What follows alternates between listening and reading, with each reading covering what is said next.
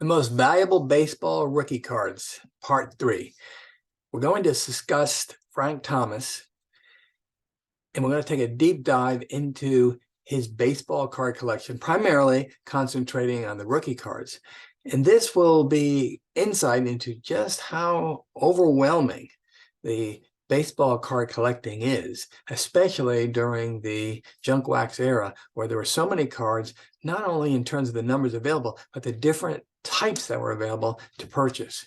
And we see that Frank Thomas can represent pretty well what happened at that midpoint of this crisis, and was very popular starting in 1990 and on the cover of many magazines, and certainly Sports Illustrated as well as Tough Stuff.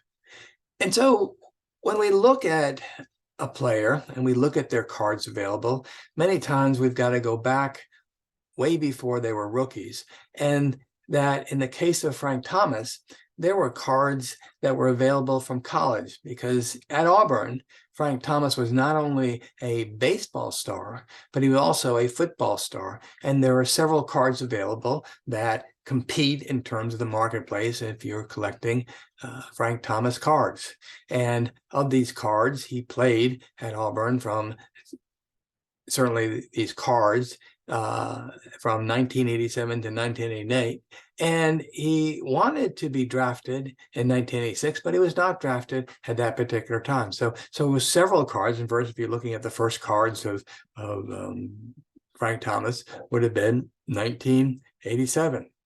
And even before that, the way that the card industry is going, Triple Play put out in 1993 hot shots and a picture of Frank Thomas as a young individual, probably Little League in 1977. At age 9, Frank played Little League baseball and Pop Warner football with 12-year-olds. So he was already a star back then. Then we move into, after he basically leaves college, he's playing during the year with the USA team. And also, he comes and he is going to be drafted by the Chicago White Sox, and he is playing for their farm system and Sarasota White Sox. But he also, prior to that, he was playing in the Cape Cod League, where if you get these cards, a lot of prospects that made the big leagues are playing in this kind of Cape Cod League, which he was playing for the Orleans Cardinals. And then when he moves to AA, prior to his becoming a rookie for the White Sox and being called up for the big show, he played for the Birmingham Barons. And once we begin to investigate what cards are available from his minor league collection, we've got quite a few to choose from, because there are many card producers like Best, like Pro Cards, like Classic, like Front Row, that were producing cards of players that were in the minors. And these would kind of be a pre-rookie card, but possibly could have value depending on the licensing and demand for them. And there also were cards from the Southern League, as you can see in 1990, when he was considered the future star and played for them as well as an all-star during that time. And so we have several cards from this pre-rookie minor league era of 1989 and Frank Thomas on the Birmingham Barons. So it's now 1990, and cards are coming out of Frank Thomas and his rookie year, and several of them are different brands and kind of carry a different price tag. And the one that seems to carry the highest price tag of base sets is his 1990 Leaf card. But there is an interesting phenomenon that's occurring in the Topps that makes one of those cards very valuable, and that is the Era card, where there's no logo for Frank Thomas, and it also indicates that he was first-round draft pick. And then we have the Bowman card of that time, as well as the 90 score, and he had two cards in this set. One was of his #1 first-round draft pick, as well as the regular score card that would be his rookie card. And Fleer had a rookie card, and also Classic produced a rookie card. So these were the official rookie cards of Frank Thomas 1990. But it continues to kind of get rookie cards as we move into 1991 and Studio, and then there was a card put out by Score that was kind of insert card, Hot Rookies, and then there's a Donruss. The first card for Frank Thomas and Donruss was actually a year after his rookie year, and then you have the Topps glossy cards that are 91, but kind of point out that it's a 1990 rookie. You have Fleer Ultra, and then you have several more classic cards that are included, as well as the Major League debut card, which occurred in 1991, and Pacific. So lots of cards that are kind of being promoted as rookie cards, but this being really his second year. And it goes on in terms of this 1991. You have OPC, his rookie card there. You have second year Topps, and then you have the first card in Upper Deck, as well as the second card in Fleer, and the second card in Bowman and Fleer Ultra card, as well as more Score cards where he's referred to as the franchise in one of the cards, and then the first Stadium Club card. And then he has a hologram card from Arena that is signed in the back, and it's a hologram card, and that was 1991. So several cards are appearing in 1991 that people kind of looked at as perhaps being valuable because they were the first cards in those particular sets. Now, Donruss is kind of an interesting, because the particular card that they came out with in 1991 it was an error card. It was a simple area, not really very kind of impressive, but it was a no period after incorporated ink versus INC period, and kind of had different borders around the card, as you can see from the comparison of these two. And looking at these arrows, you can see where one has INC no period and the other one has INC with a period. So it was an error card, sort of different if you got the one with the arrow. On top of that, they actually produced custom cards because they missed it in 1990. So they created, some people, and that what it would look like if they did actually have a 1990 Donruss. They did it in a kind of refractor with a signature and a blue card, as well as two different photos as rated rookies. Moving on to 1992, we kind of have some interesting cards that begin to come out this time. Now, remember, he's been in the league. This is his second year, and we've got the Rookie Sensation insert and the Select card and the Fleer Ultra card All-Star, as well as the Fleer Ultra regular card. Pinnacle comes out with two cards, and you have a Fleer card that's kind of a drawing that's interesting with the bat and the dynamite in it because he's such a powerful hitter. You have the Upper Deck Kaminsky Park picture, and then you have kind of a very unique insert card that appeared in Upper Deck with Tom Selleck in a movie, and then you have the classic Donruss Diamond Kings and Gallery of Stars. So kind of interesting cards as it continues in kind of tracking Frank Thomas. And more cards are appearing in 92. You have the Pinnacle Frank Thomas, as well as the Dream Team from Score. And then you have a card that was a classic card, Bowman 92 of Frank Thomas, as well as a foil card of Frank Thomas that same year. You have the Superstar group card of the Sox and the tandems of basically Bo Jackson and with Frank Thomas. But the reason is it's so interesting is these are players that all played for Auburn University, two on the Orioles, two on the White Sox. Then you have Frank Thomas triple play card, as well as a kind of hologram card that was somewhat popular at the time. So now, outside of the rookie cards, there are some interesting cards that hold a lot of value.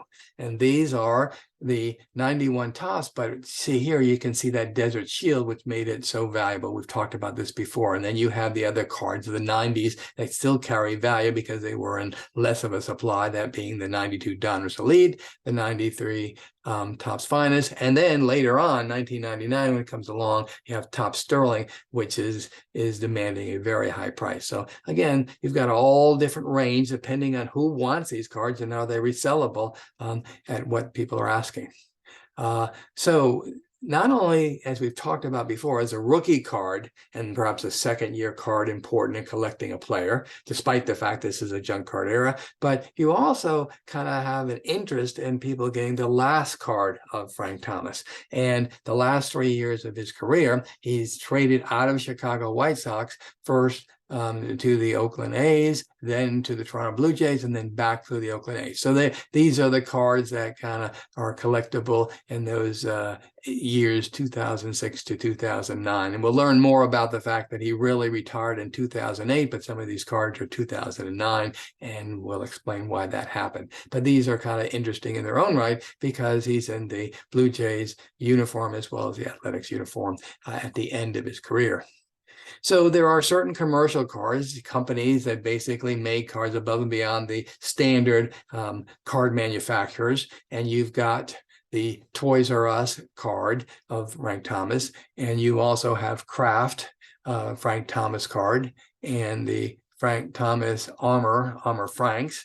And then Wheaties offered in certain cereals, they offered these cards, or the Wheaties cards, and in this particular container of crispy Wheaties, there was the Frank Thomas Topps card. There also was Ajax, which is dog food, produced a card, as well as a Hamburger Helper, and then Kaminsky Park Coca-Cola card. That Duracell produced a card, as well as Mootown Snacks had a card of Frank Thomas.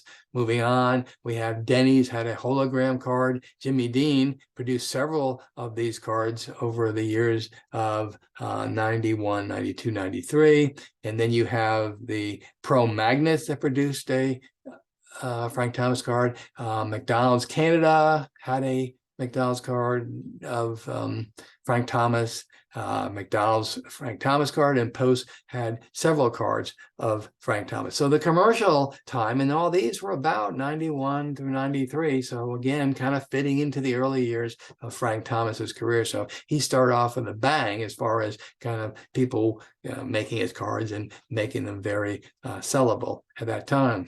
And then you had, of course, in context of cards, people were collecting the figurines, and the big figurine producer was Starting Lineup, and every starting lineup had a card of the player which the figurine coincided with. So from 92 to 98, there were all sorts of cards that came with the starting lineup figurines, as you can see in this picture here. And then there was also a postcard of the Hall of Fame that normally was signed of Frank Thomas that many of the Hall of Famers have in their collection.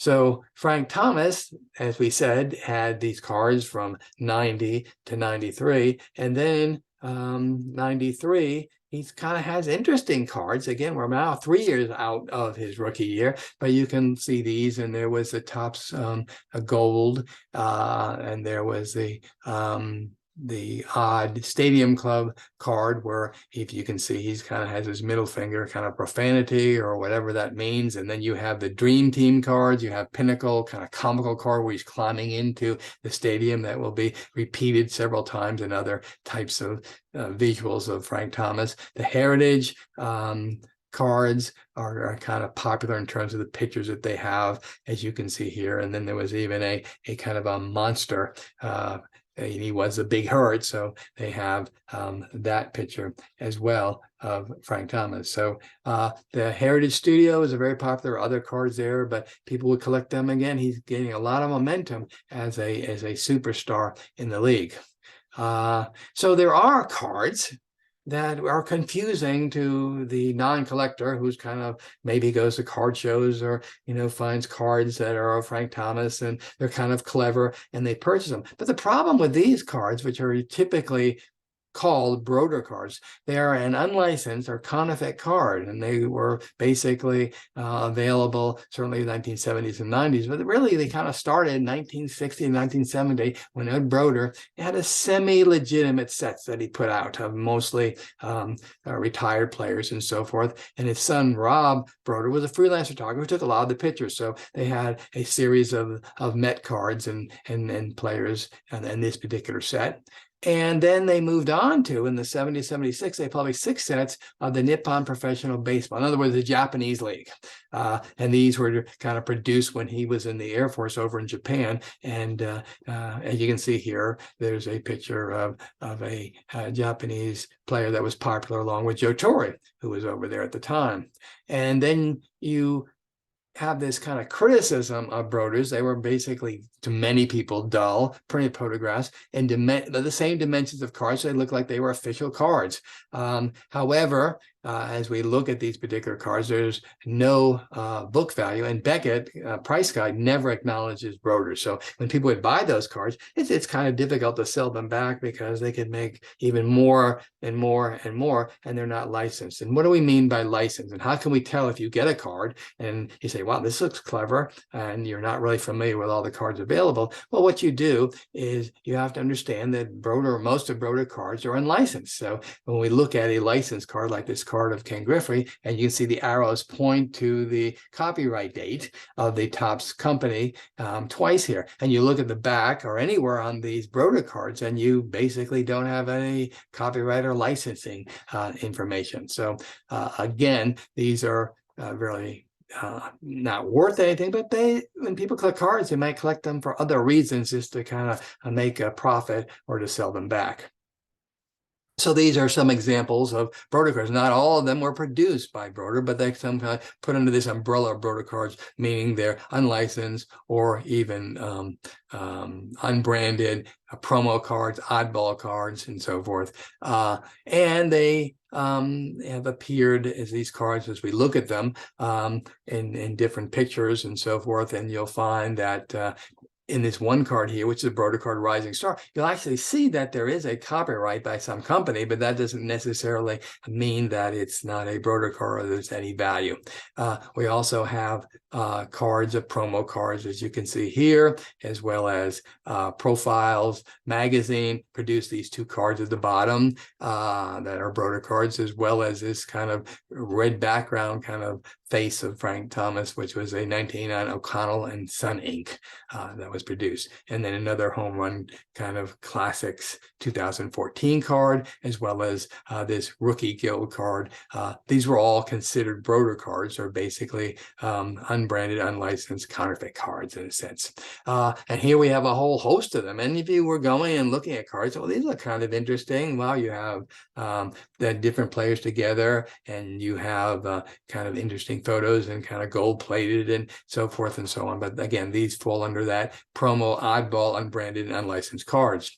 Now, what these represent are the Topps Project 220 Frank Thomas 1990 rookie card. So we go back to that rookie card 1990 that was Topps, and it was kind of iconic. And so now what is being done here is that there are 20 culture-defining artists by Topps, and they're re-imaging cards that had defined a generation. So again, this is a classic Topps card of the 90s, and they're kind of redoing it. And it was done by New York Post artist Blake Jameson. So he did 20 cards. I basically am showing several here on this particular picture, all the same, but kind of different colors, different designs, and so forth. And here are some additional ones that were available. And so this became somewhat popular, and the collection kind of subset amongst itself. And it was called Project 220. And there are other baseball players that are also kind of included in this series and so forth that one can collect. Now, there are also other cards that don't fit into the Broders, but are kind of different and not mainstream. And so in this particular example, you have the 1992 Barry Colla collection box set. So you can see in the right-hand corner, it's the box that came in. It would carry 12 cards, all looking like this, photographs of them in different action photos or stills photos, and kind of very clear photography. And some people find it interesting to collect this of the different players. There was probably Nolan Ryan and other Ken Griffey popular players that were basically part of the Colla collection. Then there's the 1991 Kodak. Now remember, this is the second year, and you have a neat card, kind of Comiskey Park card of the Kodak, where you have #1 draft choices of 1987, 1990 that were members at the time of the Chicago White Sox. So these were some kind of different cards, and probably not so much Broder. And as we begin to kind of expand on this collecting frenzy that people had in terms of like, let's collect everything, even the Broder cards, you'll find that Frank Thomas was featured for several years on the cover of Beckett and Beckett Future Stars, starting in 1991, which was the first Beckett that kind of featured him on the cover and the Future Star. And then we go to 92 and a kind of iconic picture of Frank Thomas blowing a bubble in 93. And then the kind of Ken Griffey and Frank Thomas, and then there's a Beckett tribute to Frank Thomas, basically in 94, and then we have the 95 and 96. So lots of emphasis if you're basically purchasing cards and seeing their value in Beckett's, kind of been stimulated by the interest in Frank Thomas, and a lot of these magazines themselves are saved in collectibles, and you'll see them on eBay and other sources of purchasing collectible products. And there are other magazine cards. So in addition to the Broders and the Collas and the commercial cards, there are numerous magazines that are being published during this junk card era that contain cards that kind of add to your collection of a particular player. So you had Legends sports cards, and they had these kind of nice looking card with inside. And then you have the Alan Kay Sports Card News magazine, where you'll see cards like these two in the center. And then you had Topps magazine, or Topps magazine card of Frank Thomas. You also had the Sports Illustrated Kids Frank Thomas, and then you had a kind of a neat little booklets that were called Ball Street that had kind of really nice quality cards contained within them. Even this Frank Thomas cartoon card over here, and then the last one is a Sports Education magazine. So you can see the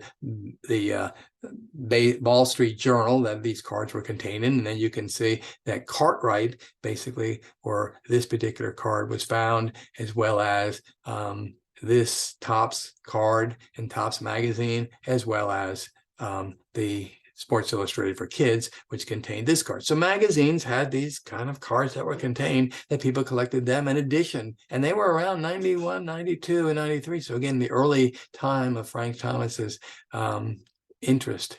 And then you have other baseball card magazines within the cards that kind of contained retro cards, and you even had an investor journal that contained this card of Frank Thomas. So lots of exposure in terms of so many different cards that were available for one player. And as we talked about earlier in the rookies, when you just had the one Topps card, now you've got lots of cards that kind of figure out which ones are going to be valuable in the future. And then you have the 1991 American Sports Monthly, and you have all of these cards that are contained within that particular magazine.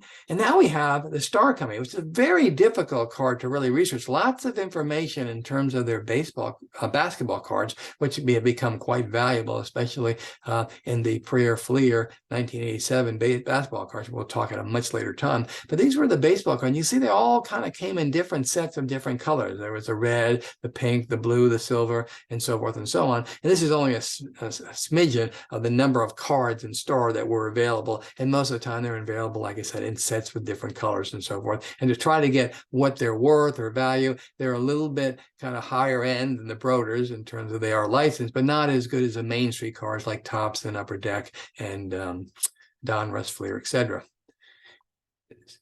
So moving on, we have a whole host of choices in terms of this baseball player and the retro, going back to the original Topps designs where Frank Thomas is kind of placed in that card. So even though they're available at a later date, he certainly didn't play in the early 50s and so forth, that the cards resemble cards of, let's say, if we look at the list here, we see in 1952, and we see a 253s, 254s, a 55. We even see a Bowman 55, a 56, as well as a 57. So these were replicas from archived heritage, all Topps heritage, Topps archives, that represent 1952 to 1957 of Frank Thomas.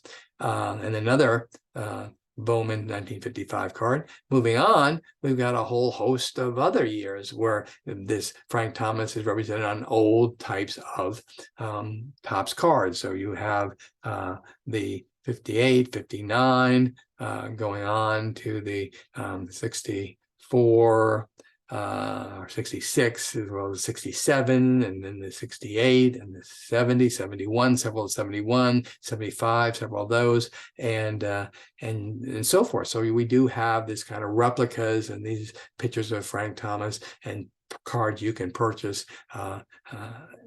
and another Frank Thomas 59. And then we have more replica cards. So we have the 81 as well as the 85 and the 87 Topps. And then not only in terms of Topps replicas, we also have the Fleer tradition where we have other cards, sort of like the Joe DiMaggio or the Fleer types, where you have the 61 Fleer replica and the 63 and the large Fleer cards of Frank Thomas, kind of replicating cards that were the past. And then we have retro upper deck vintage cards where we see we have the 63 kind of RBI leaders, like it was a card, if you kind of look at the top 63, as well as the base card, the 65, the 70, and other Topps cards that came out, and kind of replicas that Frank Thomas has put on. And then it's interesting that there are numerous cards with his final year where you have them in the archives or heritage, where you have the turkey red Topps, or you have the goody Topps of Frank Thomas, as well as the other years that represent Topps cards for Frank Thomas when he played in his final year with the Athletics. Okay, and more Topps replicas. You've got a lot of 67 cards, all kind of somewhat different in terms of they contain baseball bat parts and so forth, and then you just have so many cards to choose from here that are just all-stars and relic cards that contain more than just the card itself, but as I said, pieces of the bat or the clothing.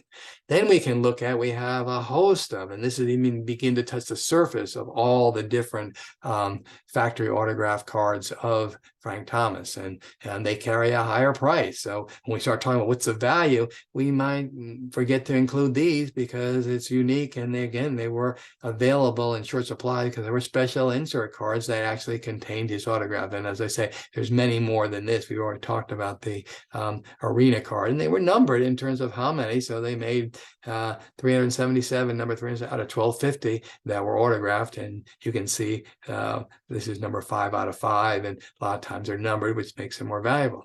So we have the autograph cards, we have the vintage and heritage cards, and we have the magazine cards, we have the commercial cards, and then all over the years past that 1993 and going on until he basically played his last year, which was 2008, we have a whole lot of award cards that Frank Thomas has. So we have, even it says award winners or award winners decades best, and we have them in the Hall of Fame. We have the fact that he was hit over 500 home runs, so he belongs to the 500 home run club. And you see that they kind of give respect to the years that he was a home run leader, and then when he hit home runs, he hit the long ball. He was a long ball, hit the longest ball that year. And then you have, he was MVP on 2 occasions, and he was a 5-time All-Star. So all of these kind of award cards and recognition and so forth are more cards to add to that collection of Frank Thomas. Moving on, we have all these relic cards. So we have not only the bats, the jerseys, ink, meaning they also, many of them contained not only a relic, but also an autograph, swatches, material threads, are all kind of a host of different names for basically parts of his uniform or parts of his bat. And we have a lot of those, and they're worth more because they were basically scarce as compared to the mainstream cards. Moving on, we have a whole lot of cards that we can get into that are refractors and chrome and platinum, precious metal, mirror gold, all sorts of descriptions, and carrying a high price, again, because of the rarity and scarcity of these cards and the appearance and so forth of these cards. There's many more here, and they tend to be sometimes get an asking price that is above what the standard baseline card rookie is. So what are the most valuable Frank Thomas cards to collect? And so basically we've been talking about the rookies. And so we have here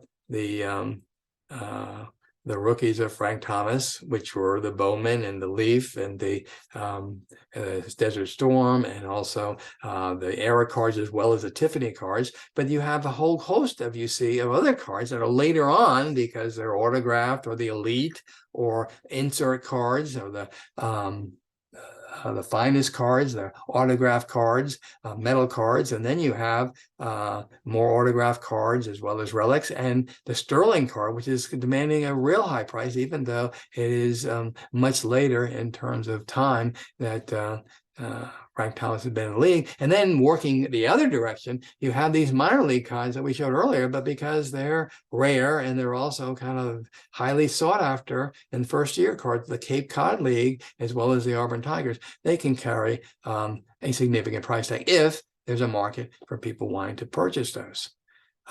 So I think it's interesting.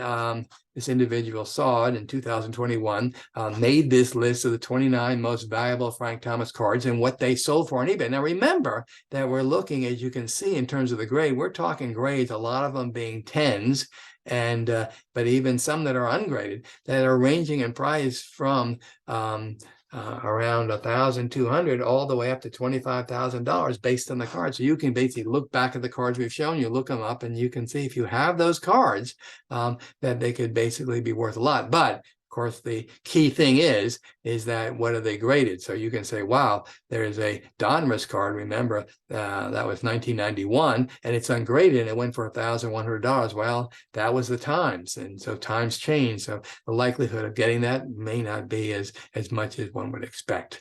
And so now, as we conclude this kind of trip with Frank Thomas and the cards, and particularly we're concentrating on his rookie cards, it's kind of nice to know why he's so popular. So he was drafted in 1989, number 7, which is a pretty high up in the draft. Remember, he wanted to be drafted in 86, but was not. And he immediately almost became a Major League Baseball player in 1990, which we talked about being his rookie card. So some of the accolades, and there's many more than this, but these are the biggies. He was 5 times an All-Star, 2 times MVP. He won the batting title with a .345 average. The only player in the major leagues for 7 consecutive years had more than a 300 batting average, more than 100 runs scored, more than 100 RBIs, more than 100 walks, more than 20 home runs. He also was in a World Series in 2005, and he was inducted into the Hall of Fame in 2014 on the first ballot. So very commendable in terms of worthy of that honor. The other thing was he's one of the unique players that basically did not get accused of being on steroids, which he was not. He was very opposed to steroids, and he was a part of that whole kind of research, which many players didn't take part in. He was one of the ones that did in terms of the court cases. In his career, he ended with 521 home runs. That's 5th on the all-time list, 1,704 RBIs. He was 6th and had a lifetime .301 batting average. And as I say, towards the end of his career, from 2006 to 2008, he was traded from the Chicago White Sox to the Oakland A's, and then to the Blue Jays, and then back to the A's during those last years. And he wasn't as good as he's kind of primarily because he was struggling with foot injuries and minor ailments. So he went from that first baseman's position to a designated hitter. In 2010, he returned to Chicago. He didn't play in 2009, but in 2010, he returned to Chicago White Sox for retirement, signing a 1-day contract. But here's kind of an interesting aside. So you say, what is Frank Thomas doing there? Well, he's doing a lot of things, and he's got a lot of stuff on his plate. But one of the things that you will hear if you just listen to the radio or TV, that he basically promotes this product that's called Nutrigenics, and it's and he says it would help him get back on top of his game, and gives him credibility for being a Hall of Famer and called the Big Hurt. And he knows how tough life can be for men after age 45. Then he found the answer to feeling young and alive again, and this Nutrigenics, which may be more vital, have drive, energy, and confidence. and it is a pretty pricey kind of a nutraceutical or something that's sold in health food stores. Sells for about $65 on sale with all the coupons and so forth, but the standard prices goes for $125 for 90 capsules. And that's all well and good, but if you know anything about biochemistry and the human body and so forth like this, and you look at the label, you've got to come away with the conclusion that many of the researchers who have basically stated on this, and I'm just quoting them, they say about 90% of Neutrogenic's thermos effect comes from its high amount of caffeine. There's lots of other ingredients, but they really haven't been proven by the FDA or anyone to be that effective. And so it's questionable. So the same person who is so anti kind of drugs and so forth is promoting a product that basically is high in caffeine. So if you are interested in learning additional information about the baseball card industry, the history of baseball cards, profiting and investing in baseball cards, or ideas to bring the fun back to collecting, be sure to follow us below. Feel free to view our library of YouTube videos, and please take a moment to hit the subscribe button. Also, check out our eBay store where we have available many of the cards shown in these videos.